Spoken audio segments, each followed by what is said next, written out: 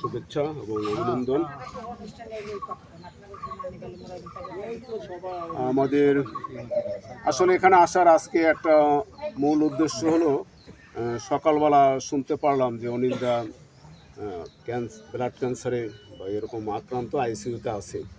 তার কিছুক্ষণ পরে আমাদের উদ্দীপন বহুমুখী খ্রিস্টান সমবায় সমিতি লিমিটেডের সদস্যগণ কর্মীবৃন্দা আছেন, একটু পরে খবর দিলেন যে অনিলদা মারা গেছে।